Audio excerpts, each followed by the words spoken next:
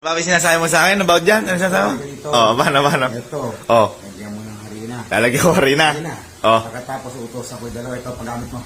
Ay, pwede. Ay, lalagyan ko harina sa loob. Para matapunan sila ng harina. Okay. Teka, bili ko harina. Ito na yung harina, lalagyan na ng ating ipayong. Papa kasi. Hindi mo niisip ko. Lagyan natin guys.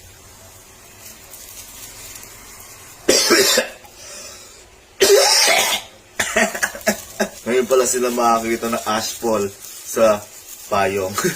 Kasi, tawag ka ni Papa, may utos daw sa'yo. Ikaw ba't ako? Anong ba't ikaw siya? Siyempre, bunso ka eh.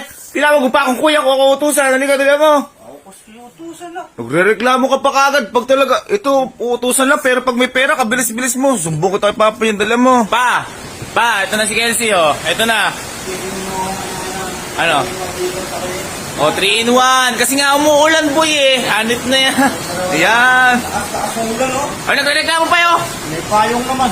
Ayaw. Ere, payong. Ere.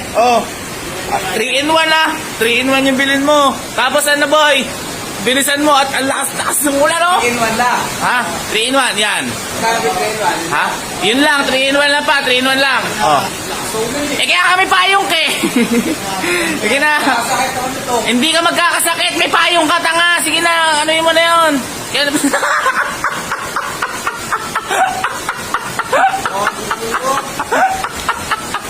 Ay, gago.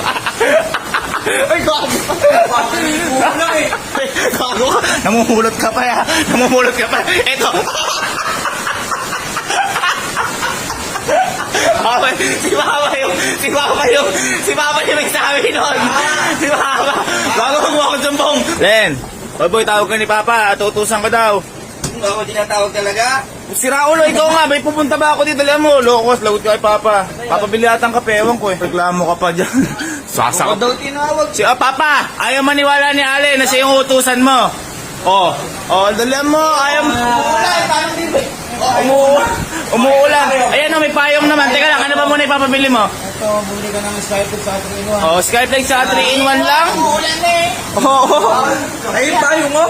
Dali mo, bumili ka na. Matagal-tagal po yan. Ayaw maniwala eh.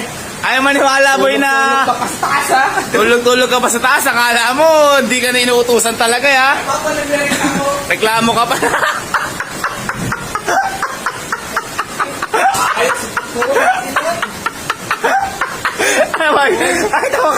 Ay, tawa ka. Ay,